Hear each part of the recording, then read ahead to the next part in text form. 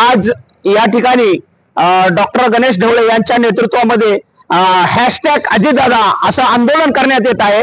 खरं तर ह्या बीड शहरामध्ये ट्रान्सफॉर्मर हे रस्त्यामध्येच आहेत। आम आदमी पार्टीने वारंवार या बाबतीत निवेदनं दिली, नगरपालिकेशी विचारणा केली, विद्युत मंडळाशी विचारणा केली, परंतु दोघांनीही क्रॉस उत्तर देण्याचं काम केलेलं आहे। नगरपालिका म्हणते ज्यावेळेस रस्ते यांचे खांब रोवले गेले त्यावेळेस आम्हाला यांनी परवानगी घेतली नाही आणि मध्येच रस्त्याच्या मध्ये ट्रान्सफॉर्मर बसवण्यात आले आणि एमएससीबी म्हणते की आम्हाला यांनी नकाशे दिले नाही, आम्हाला ज्या पद्धतीने आम्ही परमिशन मागितली आम्हाला परमिशन दिली नाही, आम्हाला ज्या ठिकाणी आमचे पहिले यांचे रस्ते होण्याच्या अगोदरच आमचे खांबे लावले होते। मग हे रस्ते उपटण्याचं पोल उपटण्याचं काम नगरपालिकेनं करावं आणि नगरपालिकामध्ये एमएससीबीने करावं। या दोघांच्या भांडणामध्ये आम जनता आहे ते पिसली जाते आणि त्याच्यामध्ये अपघात होत आहेत, याची जिम्मेदारी कोण घेणार? म्हणून काल जे अजितदादा आले होते त्यांना दिसू नाही, मुख्यमंत्र्यांना दिसू नाही, म्हणून याला मंडप लावून सजवण्यात आलं ताकी इथं एखादा जसं काय एखादा प्रेक्षणीय स्थळ आहे की काय असं म्हणून याची ही सर्वस्व जबाबदारी सरकारची आहे। म्हणून आज या ठिकाणी आंदोलन होतंय।